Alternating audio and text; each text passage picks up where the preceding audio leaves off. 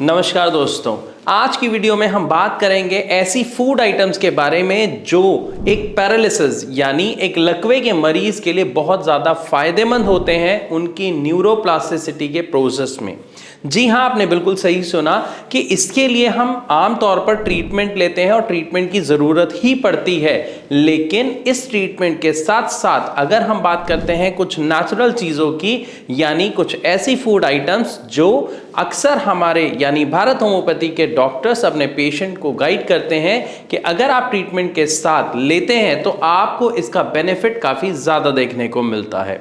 तो सबसे पहली जो फूड आइटम है, अगर हम उसके बारे में बात करें तो वो है फिश। जी हाँ, फिश यानी मछली, लेकिन वो मछली कौन सी? सैल्मन मछली। अगर आप नॉन वेजिटेरियन हैं और नॉनवेज का सेवन करते हैं, या अगर आप अपनी बीमारी में थोड़ा सा आराम पाने के लिए, रिकवरी फास्ट करने के लिए अगर इसका सेवन कर सकते हैं, तो आप हफ्ते में 1 या 2 बार सैल्मन फिश का सेवन करना शुरू कर सकते हैं।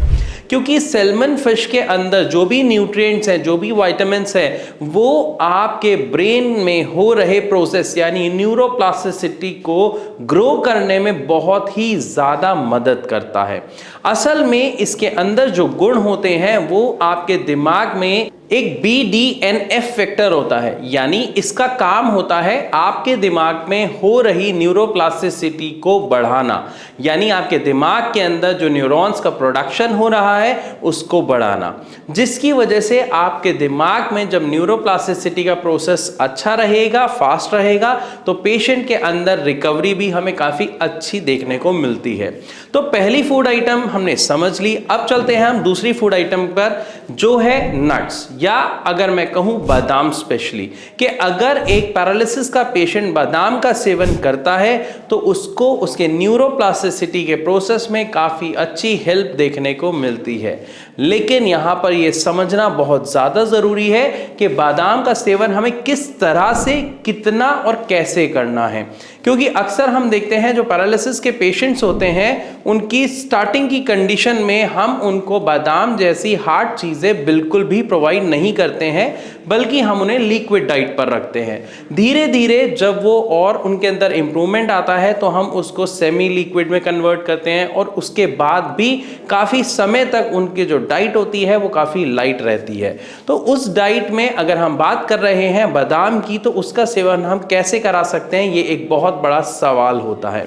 तो यहाँ पर मैं आपको बता देता हूँ कि बादाम का जो सेवन कराना है वो आपको डायरेक्ट ड्राई बादाम का सेवन नहीं करवाना है। पहली चीज़, आप उसको भिगो के कराएंगे, यानी रात को भिगो देंगे, जब सुबह उठेंगे तो वो जो बादाम होता है उसको आप बिल्कुल छोटा छोटा कूट सकते हैं, या फिर आप उसको घिस सकते हैं। तो घिसने से वो बिल्कुल क्रीम जैसा हो जाएगा, जिसको आप उनके किसी भी खाने पीने की आइटम में डाल के उनको प्रोवाइड कर सकते हैं।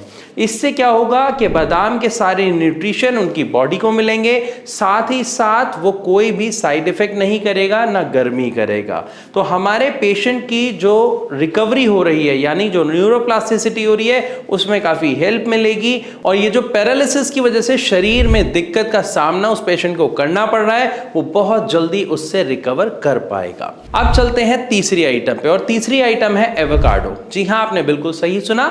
इसको ढूंढने में हो सकता है आपको थोड़ी सी मुश्किल हो जाती हो, आप जहां रहते हैं वहां पर ये फल अवेलेबल हो या ना हो, ये आपको देखना है। लेकिन अगर इसकी अवेलेबिलिटी है या आप इसको ढूंढ सकते हैं कि ये कहां मिलता है, तो आप इसका भी सेवन शुरू करें। क्योंकि एवोकाडो के अंदर भी जो गुण होते हैं वो आपकी न्यूरोप्लास्टिसिटी के प्रोसेस को स्मूथ बनाने में बहुत ही ज्यादा फायदेमंद होते हैं।